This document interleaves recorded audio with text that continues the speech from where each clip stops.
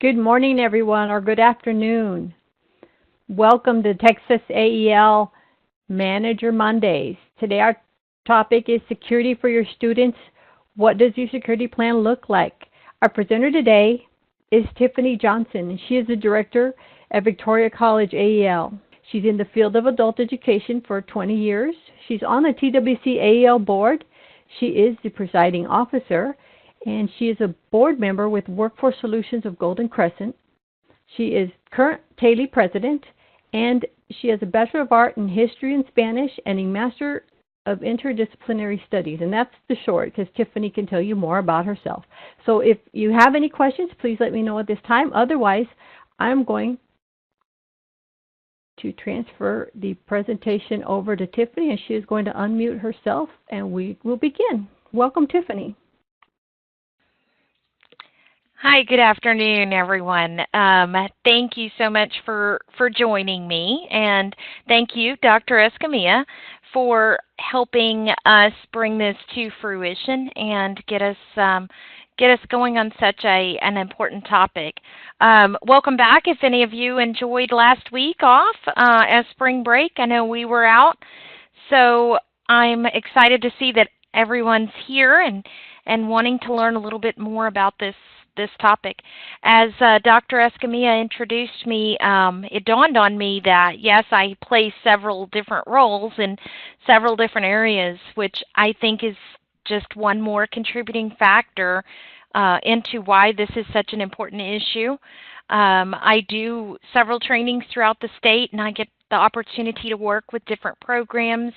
I work with either state leadership all the way to our part-time instructors.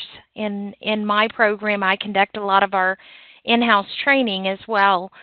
And so not only is this an important topic for everyone, primarily I love to pick on directors and managers sometimes because we are so consumed with our day-to-day activities and very important items that we need that sometimes we need to be reminded of one more task, and it helps that I work on boots on the ground sometimes to remind myself of some things that we need to provide for our staff.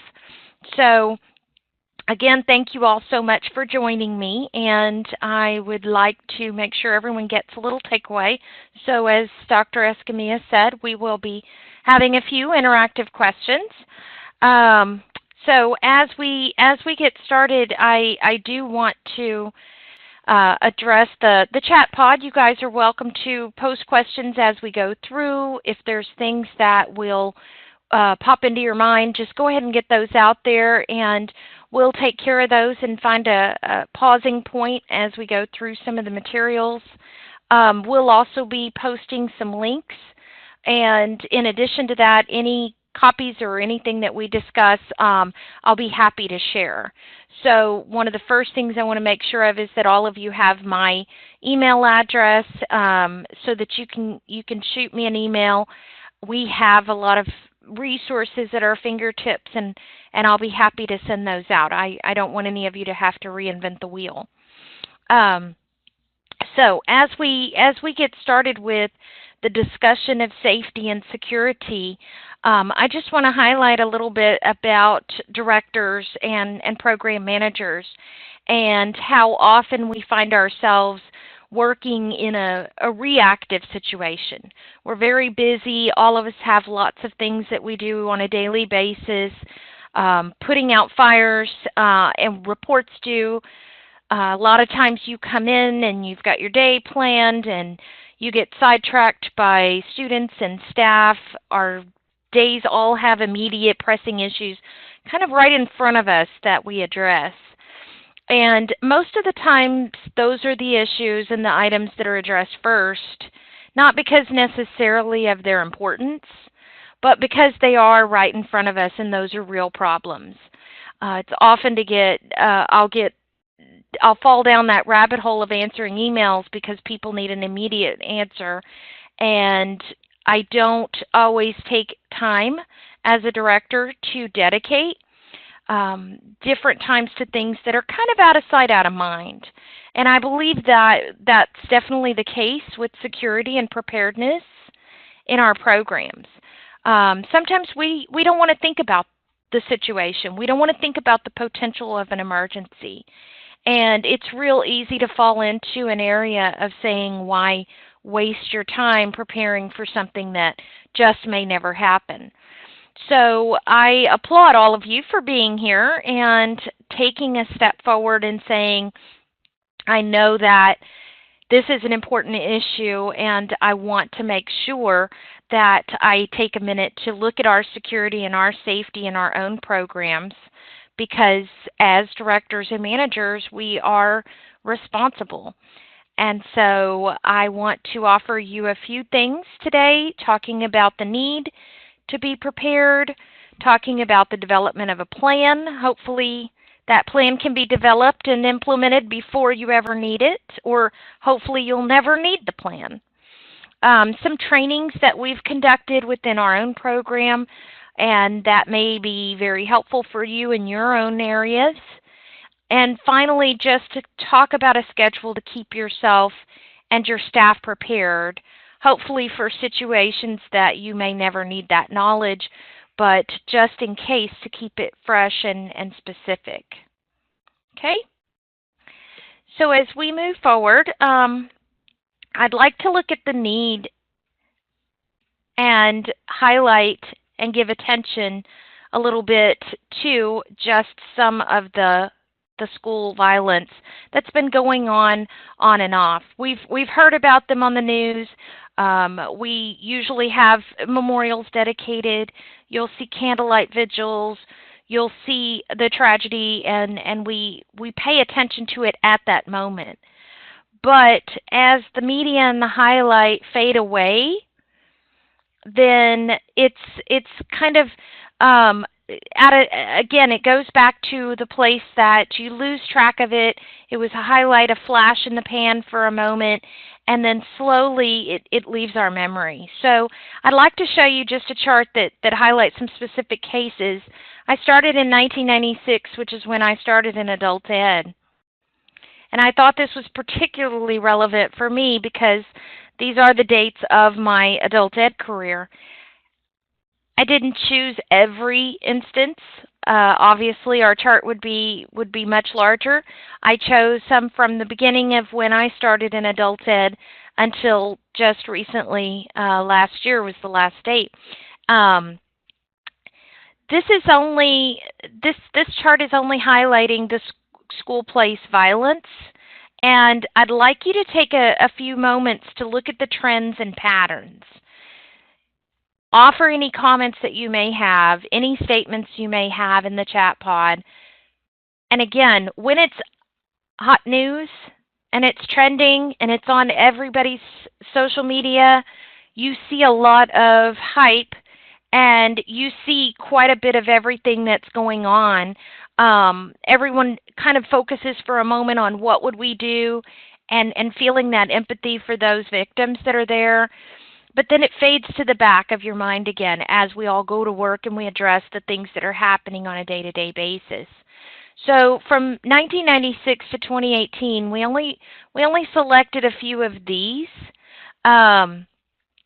just to give you a ballpark. I didn't by no means go through every detail. A couple of things that I want to share just that I've noticed. Notice that it doesn't matter what type of school or location that you may be at. There's both public school, private school, college, high school, elementary, and you'll notice the last one in Littlefield, that's a Texas class, and that is a GED class at the community center. That was one of the motivating factors for me even to put together and highlight a little bit more and take a few steps further in our own security and preparedness here on our college campus. Shockingly, the counts of the student and the staff are getting higher in more recent times. And you notice that the highest count on here is actually at Virginia Tech, which is a college institution. I'm actually at one of those myself.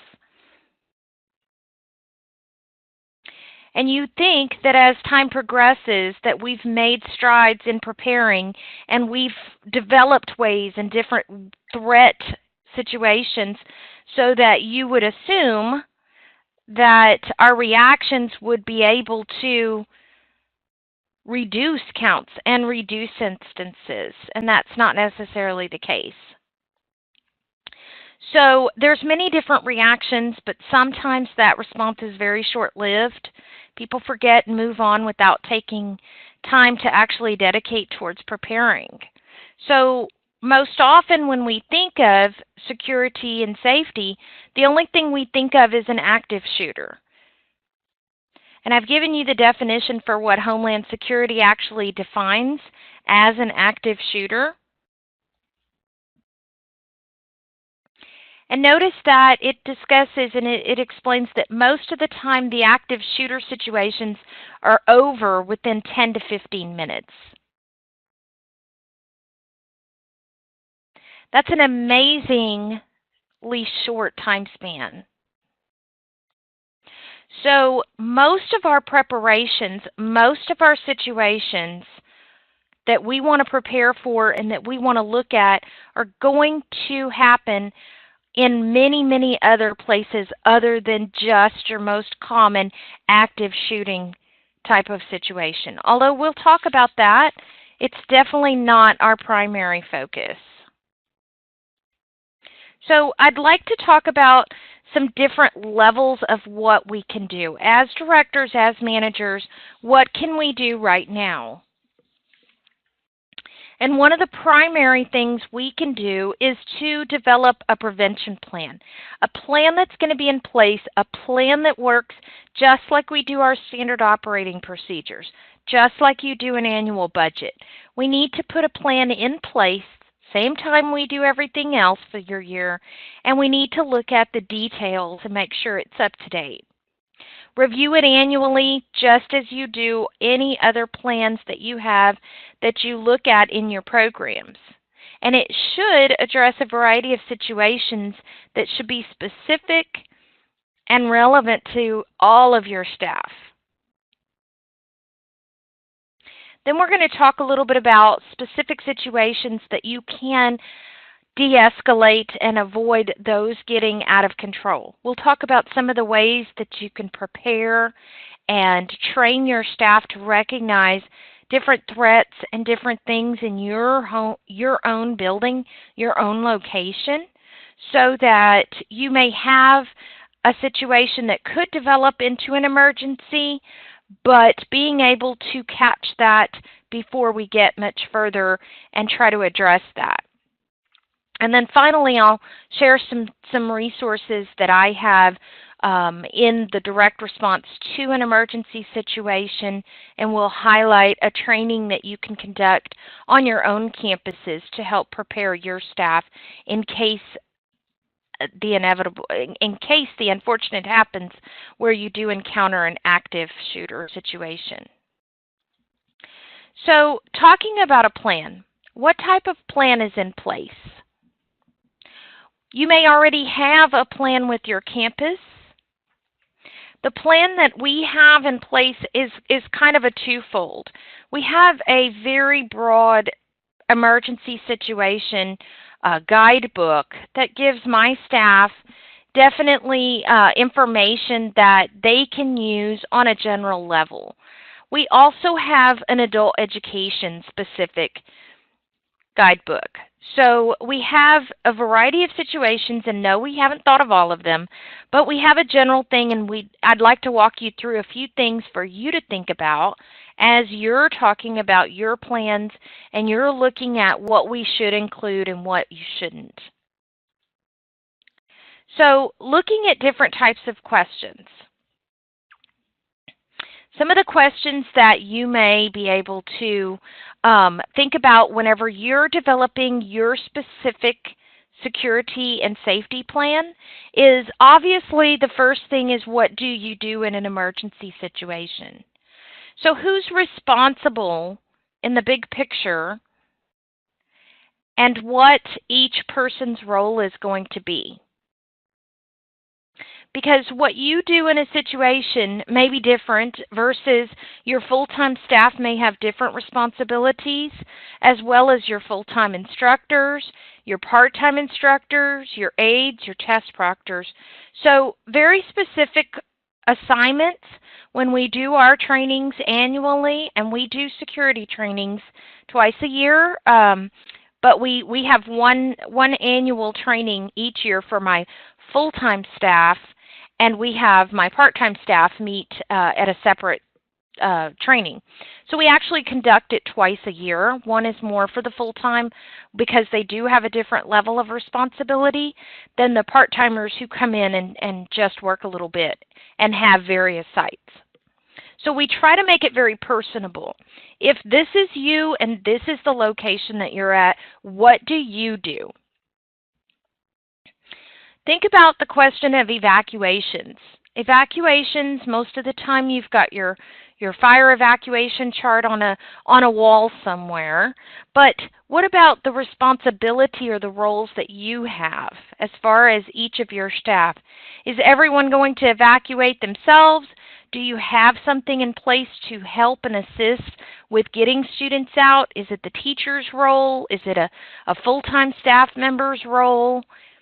And making sure that these questions and these comments are very clear to your staff. What do you do in a fire? Most of the time people think of emergency situations and immediately think of a hostile shooter or some type of a violent or a fight. But what do you do in a fire, and how do you handle that? How and where are all your emergency devices? I work in a building where we are spread over 2 floors. We do have a stair chair to assist those whenever the elevators are shut down, to assist those that need physical assistance getting down the stairs. Whose responsibility is it to help? Are you aware of where your AED machine is, or do you even have one in your building? And perhaps there may be other places nearby that you want to look at.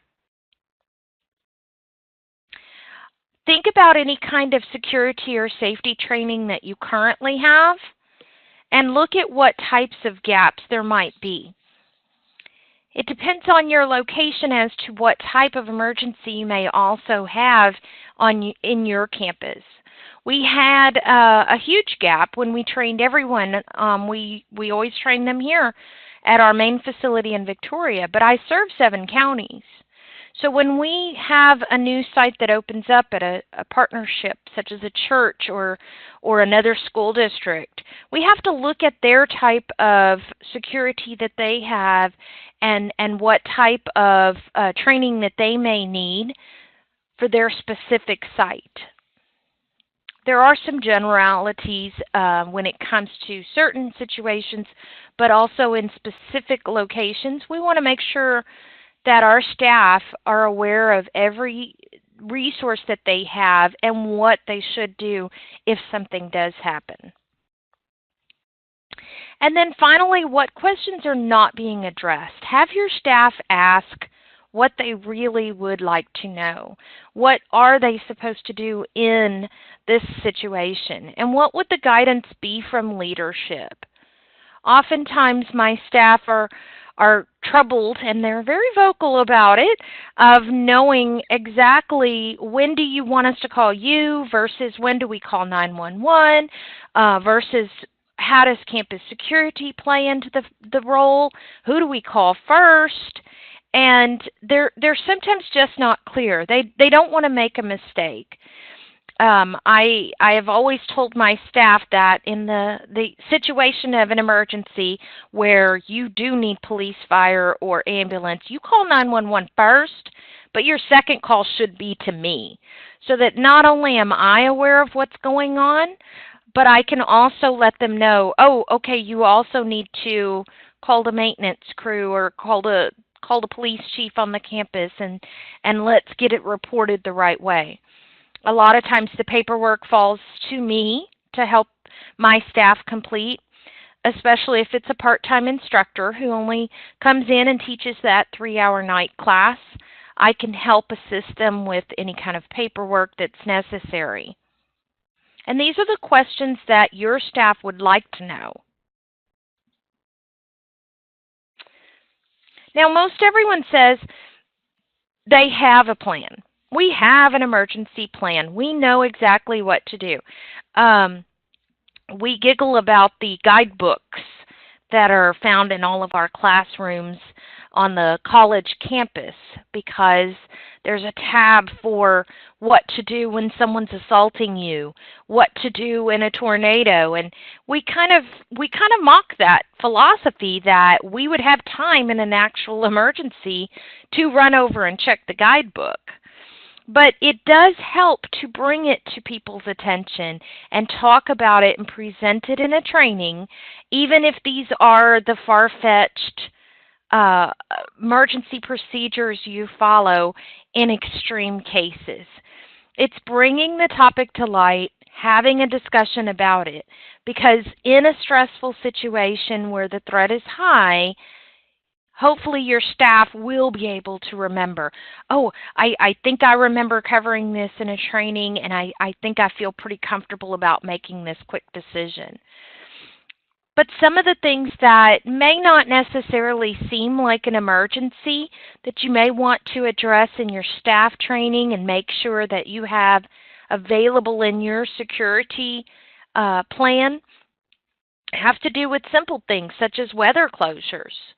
A lot of times we have an early alert system on our campus that goes out to all the full-time staff through phone call, through email, through text.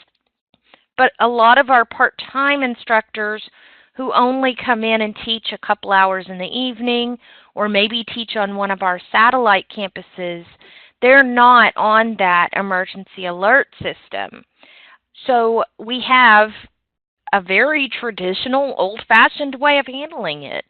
And when we have things like weather closures, we actually have a phone tree that we share. I have each of my full-time staff members are assigned some of the part-time staff, and they call and they make sure that my staff know. Those of you that don't realize where we are located in South Texas, the year before last, we actually had the problem with the hurricane and making sure that we could reach everyone. This also has to do with our students.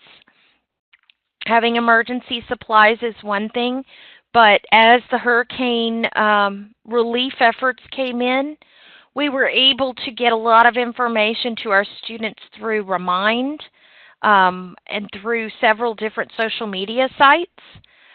Believe it or not, the phone lines were down, but our students were still able to use their cell phones to be able to get access to things like Facebook and Twitter and the Remind app from their cell phones. We had cell service, but we didn't have landline service in a lot of our areas. We set up phone charging stations. We set up free water stations, lots of different things. We were able to circulate that information out and about. Luckily, we had that resource, but we definitely have revamped our hurricane preparedness in our security plan for the upcoming years. Tornado, fire, hazmat, natural gas, power outages. Do your teachers know what to do when the power goes out? Do they know who to contact? It may not be considered an emergency, but still, anything that may threaten safety and security should be addressed with your staff so they feel comfortable and confident in the decisions they're making on behalf of protecting the students. A bomb or a suspicious package. We actually encounter this more often than we want to admit, and we have checklists available next to every phone in case someone does call in a bomb threat. And it takes us step by step through things such as recognizing accents, listening for specific details, listening for background noise. That's a great way to help your frontline staff who answer the phone all day, who are so used to their regular communications, to kind of take a moment and step back and realize how important that they are when they may get taken by surprise with some type of a bomb threat that's called in.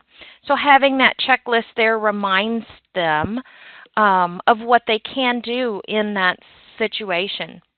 A few more. We're going to discuss a little bit more about active shooters and assaults, any suspicious activity, helping your staff realize that prevention is the key.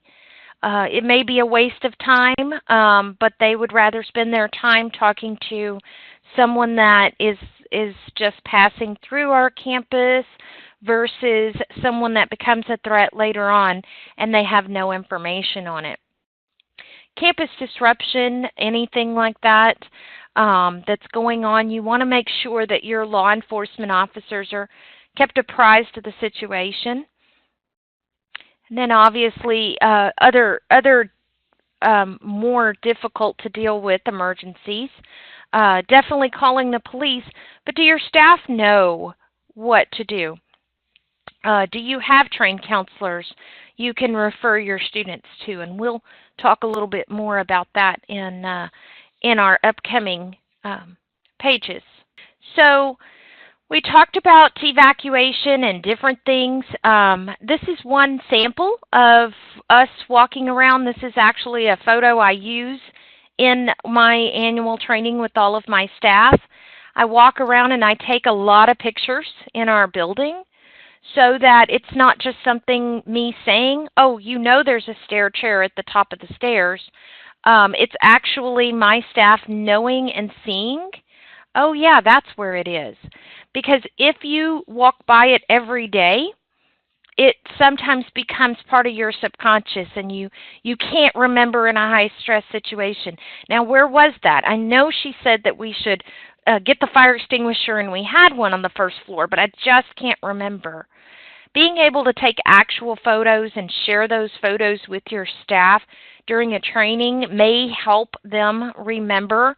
Again, hopefully you'll never have to use this, but it'll help bring to their memory where exactly it's located. Okay, so the first step is to be prepared for as many different emergency situations as possible. Talked about creating a plan, visiting each specific site. There's several different evacuation places and different resources at each of our locations. No two are alike. Make sure that each of your sites have plans for evacuation and their local sheriff's department number. It depends on where you are. Several of our rural sites have very difficult to find addresses, and a lot of times in our rural communities, everyone knows where the Catholic Church is. But when you're calling 911 and having the operator on the line, does your part-time instructor who may be working there know your physical address and know how to describe to first responders where exactly they are? A lot of times that's something we're so busy worrying about sign-in sheets and getting somebody set up and getting an MOU in place. As a director, we should include that in every one of our MOUs and in the process of setting things up. I know that employer engagement is super hot topic, and it has been for years, and we have to think about the work sites that we are sending our instructors out to and how much training are we providing or asking the employer to provide to ensure our instructors are able to get in to a work facility, be able to get out, and what do we do in an emergency situation. We started classes last year on site at a petrochemical plant, and I worked with the employer to have the instructors who would be out there on a regular basis go through some of their safety training to know exactly what do you do in an emergency situation and where they can get some help. And they have actually a local EMT on staff as well as a local ambulance, and they had their own phone number for them. So those are just kind of the little things that maybe your employer, or if you're working on another school district or another campus or with the church, to be able to secure that and talk it through, and then make sure that information gets on to your students and your staff that work there primarily. And ensure everyone has the number and knows it's okay to call. We definitely do not want to have our staff nervous about things, and we don't want them scared to take a step to make sure that your staff and your students are also secure. So before we go on, I'm going to give you guys an opportunity to share any kind of questions or share comments, ask questions. Tiffany, I really like the comment you made about having your part-time staff who are off-site or working at employer classes, having them know the emergency plans for where the location that they are at, because as directors, we have classes all over our communities, and that's something that I had not thought about in terms of as a director view. So thank you for sharing that. Anyone else? Does anybody have any comments that they'd like to share or questions for? Here we go. So Jeanette said, we struggle at the off-site campuses. It's difficult to keep the doors locked during class time. Right, especially if you have students that are coming in late. And so that's something that you probably would, it depends on where you are necessarily. We have several of our sites, and we don't keep the doors locked. And I know we're in a smaller community, but our students come in late, or we have new students that are coming in to want to ask questions. I have made it a practice that most of our sites, with the exception of one or two, all of our sites have more than one person teaching at a time.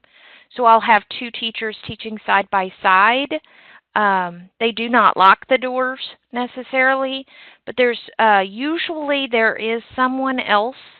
If it's a church, there's another class going on. There's other adults in the area. And so we've been very fortunate that we haven't had an incident with those rural sites. But definitely that's always been a concern. Hi, this is Sherry. I was thinking as you were showing the pictures of the where the fire escape is and the chairlift and all of those things. I like that idea. In fact, I love it. But I also think that it would be a good idea to add those pictures to your plan. Not just for training, but have them for references for later, after training in your plan or somewhere. With during an emergency, you have a tendency to kind of get nervous and forget where things are, even if you've been trained on it. If you had those pictures readily available right there, I think that would be a good idea too. Right. I totally agree. And this is something that not just your staff need to be trained on, but your students as well. We spend so much time training elementary children what to do in a situation that I think a lot of times we assume adults would know.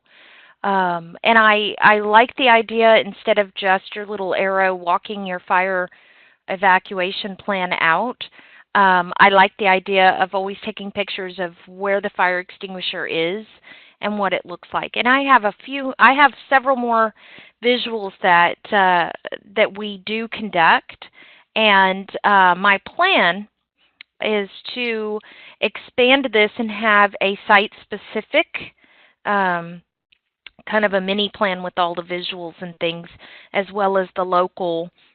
I don't want to say customs, the local procedures that take place, because we have one site that has no city police in it, that you have to call the county, and those little different nuances in some of our rural areas. So, well, I'm going to move forward, and thank you guys so much for your comments. And I want to talk a little bit about one of the other systems that we've established and put in place with our college campus. And many of you, if you're on a college campus or maybe in a public school situation, you may already have a system like this in place. We have an early alert system, and this shows you where exactly it is on our regular portal page where we go fill out our timesheets. And anyone can complete this on any student. This actually is something as simple as your student has too many absences to something a little more that is a little more concerning, such as erratic behavior, maybe suspicion of drug use, maybe suspicion of harm, or even just suspected depression. If you have, this is just a simple form stack. It's not a complicated process, and it could be done very similarly with the paper copy as long as you keep that very secure. But essentially what we ask for from our staff and our faculty on the college campus is that if you notice or if you see a student that is struggling, and you may suspect that the student is maybe engaging in something that needs to be discussed with them, then it's a simple little form for you to fill out and complete. If you've talked to the student already, you can write that and you can share that information. This system goes directly to what we call the care team, and it is a team of 10 individuals on campus, including the advising director as well as our head of the nursing department. We have a couple of faculty members, and we essentially assess the risk or the threat of what this could potentially be on our campus.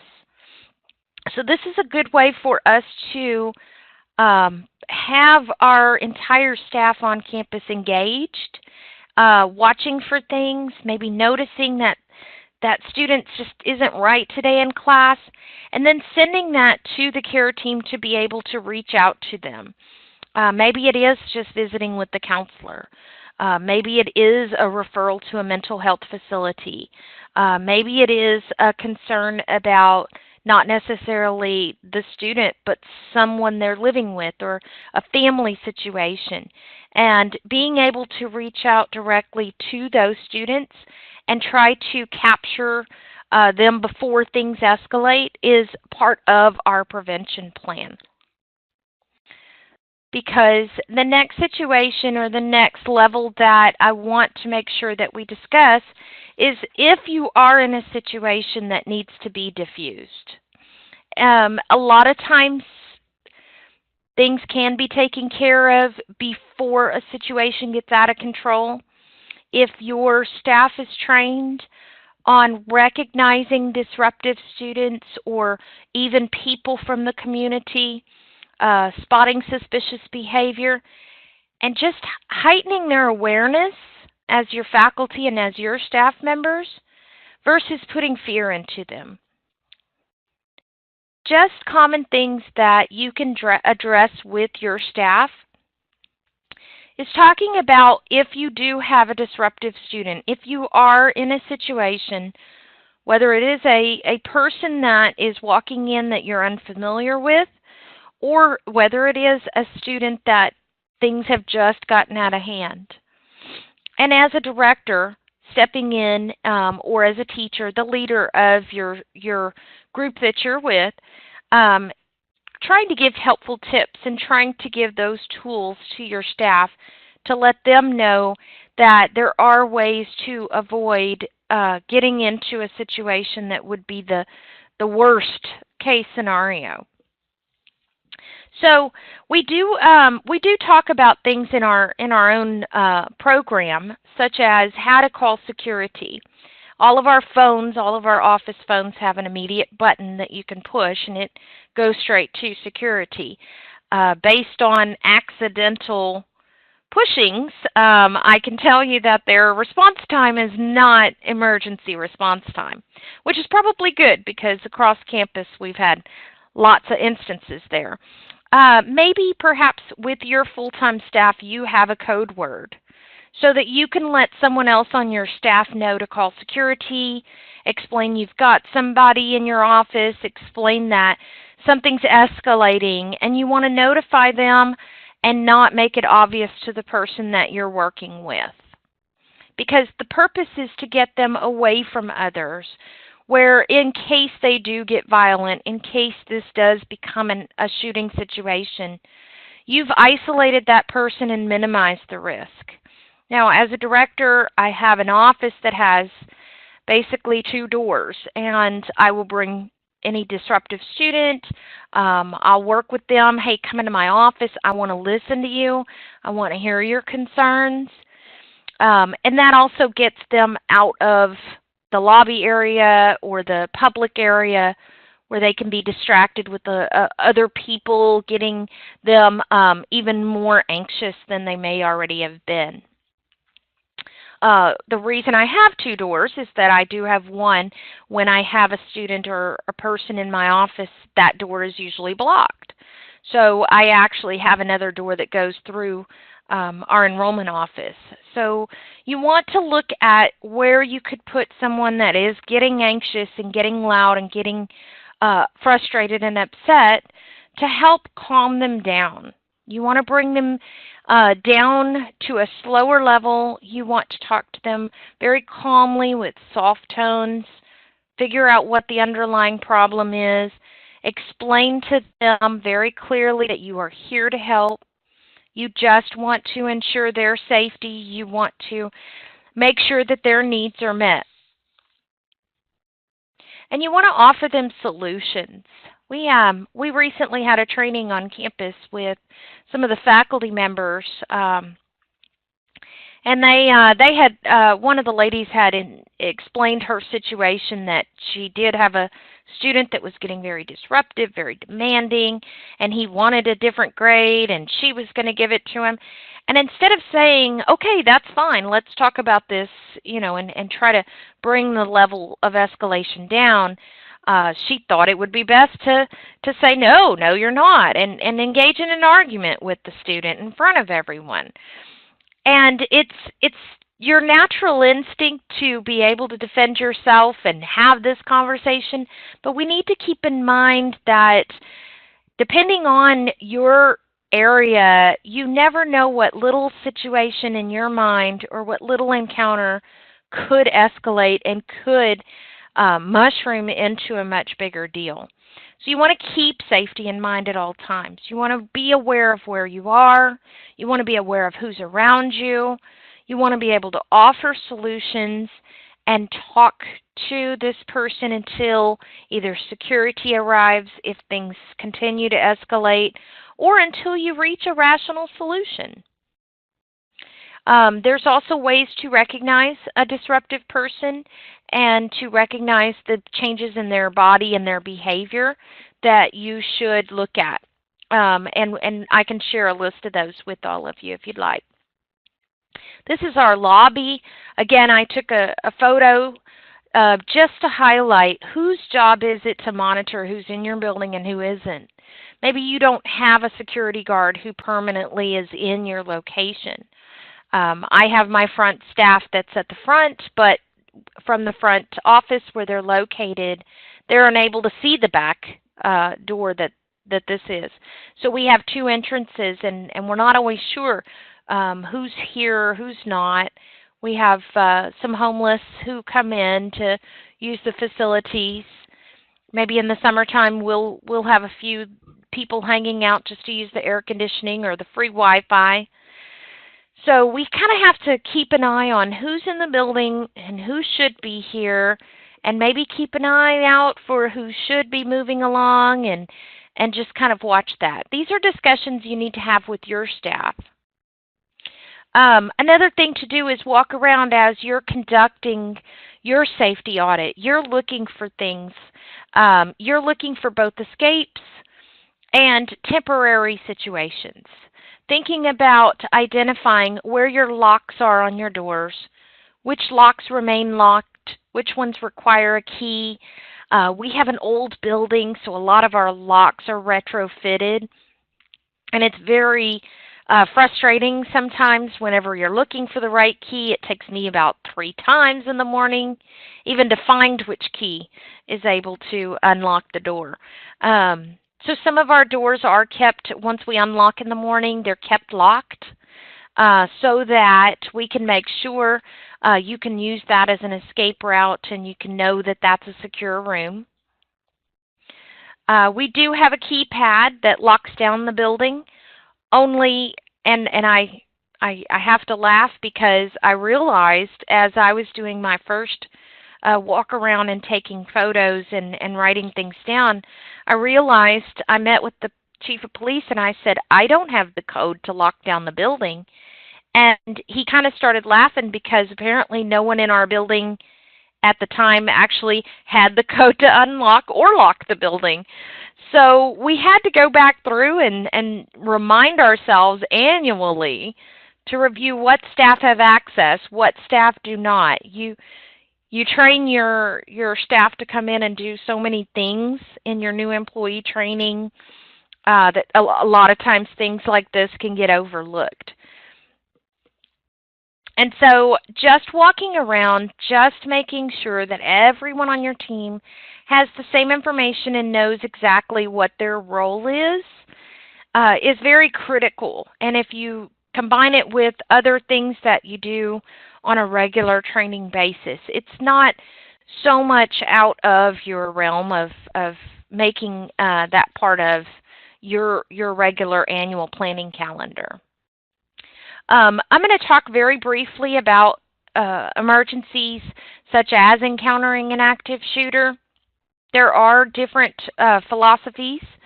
You want to make sure if you are training your staff or if you bring someone in to train your staff that they actually know what they're doing and that you know the policy on your campus.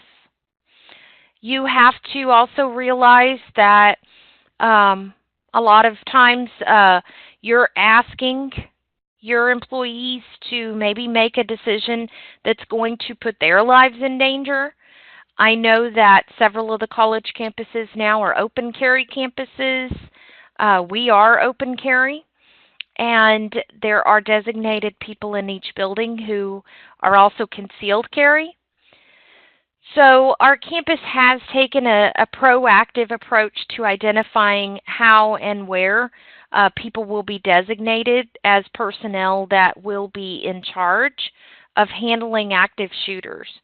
So before you implement any plan like that, you need to visit with your campus security, your campus police to make sure that they are aware of what trainings that you're going to offer to your staff. Definitely your first response should be to secure yourself. We have a campus-wide announcement that goes out if we are in a lockdown situation. We have been advised to secure our area just as you've probably been on your campuses. If you are with students or with any other staff to try to keep them calm, you are asking your staff still as instructors or as your administration to serve as leaders. So that is their responsibility to assist with keeping occupants calm. The decision of whether or not it's safe to leave your area is very critical. Whether or not you're going to escape and evacuate versus staying and trying to be secure, that's something that may differ in your training on your buildings. Sometimes it's best to stay where you are. Sometimes it's best to evacuate. And that's something that you can learn from your individual campus trainings. Things you should make sure your staff are aware of is their specific location, what building name, office, room number. Again, a lot of times our part-time staff come in. We may have to tell them, hey, your building, your classroom was moved. It's actually over next door in the tech building, and they can't remember a lot of times what their room number is or where they are, or it's just over there in that building. And so making sure that your staff know where they are, making sure they're aware of how many students they have in their class, how many people they're responsible for. In the situation of an active shooter response, what happens is a lot of times your first instinct is going to be to call 911 and be able to report, but a lot of times they've already received so many different calls that the first thing out of your mouth should be very clear, very concise. There's no reason to waste their time. Make sure that you can immediately tell them and say very quickly that you're on a campus, I'm in the CEC building, which is room 207, and I've got 5 people with me, and just be very clear. These are the types of trainings that you're going to prepare your staff for so that they're very aware of what they should say. Good practices for being aware of things is just to take note whenever you're in a classroom, maybe first night of class, maybe part of the syllabus. Your instructors can share information with the students, but make sure that they also realize of if they are in a room, how to secure themselves and how to respond. But what's happened is, and I want to make sure I share this slide with you, there is an 8-minute video that is the new training for ALICE, and this is our response that most of your college campuses are using today. It does talk about different techniques. If you haven't seen the video, it's a real short video. It's a great video for training. It talks about alerting others. It talks about when to evacuate, when to fight back, when to stay. And it's definitely a good way for you to open the conversation with your staff. And it's a very short video, as I said. A lot of different agencies have actually reproduced the ALICE training. So it's a great way. We'll put the link, I think, in the chat pod for you to be able to follow that. Or I don't know if Olga will share the resources later. So that's definitely a good link for you to share with your staff. Okay. And lastly, just real quick again, we're going back to visuals.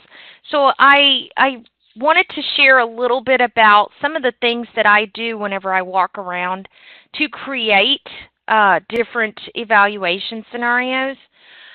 Taking pictures of my staff, where you can go and get out of the line of sight. Be careful with especially offices that have giant windows with no blinds.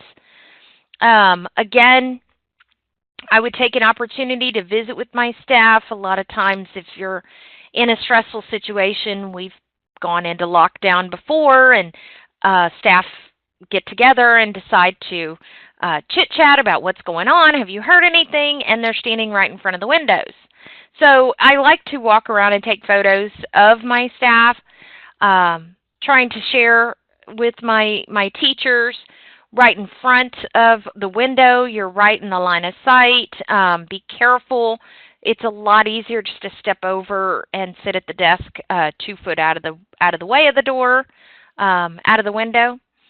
Again, taking photos of locks and which way the doors open. Making sure you identify different safe rooms, different areas that you can get to. Taking pictures of things such as the office that you can see right through the main suite. That door actually closes, so there's no reason to sit in a closed door all the time, but you can close it partially and seeing where things are. Do we have door stops that maybe keep doors propped open that shouldn't be? Just kind of keeping an eye out for different things. Several of our office doors have push-button locks. I actually visited with my supervisor the other day, and she keeps her keys in the door. So walk around and look at your campus and see what your offices look like. What can you see looking at it through that safety lens, and trying to identify ways that you can help your staff and prevent any type of information that or a situation that may be preventable just from redoing maybe your classroom setup. I'll be happy to get some of these resources out to everyone. Definitely you want to look at the different areas that you certainly can identify on your own campuses and figure out exactly what you would like to share with your staff and get in a regular cycle of sharing with different types of trainings and different types of information with everyone that's on your team so that everyone can be safe. And I think I've got a couple of minutes if anybody has any questions. Yes, if you have any questions, please put them in the chat pod now. Tiffany, I'm going to try and, can you hear me? Yes. Okay, I'm going to try and get those links and paste them in the chat pod right now. For those of you who might be interested in some of those links that Tiffany listed at the end, I'm going to be placing those links in the chat box if you want to capture those. But if you have any questions, please put them in the chat pod now. But thank you so much, Tiffany. A lot of great information, a lot of food for thought for directors who, you know, if you may have not have thought of these things, thank you for bringing this back up to the forefront because it is so important for our students, for our instructor safety. So again, what I'm placing in the chat box are the training resources that Tiffany listed. Any questions? Well, it is 1 o'clock, 1:01 actually. So thank you all. Thank you, Tiffany. I'm going to place the very last link, and then I'll leave the room open for a moment so that you can capture those. But thank you all for joining us today. I know, you know, everybody's coming back from spring break, and it's a busy time. But thank you all for attending.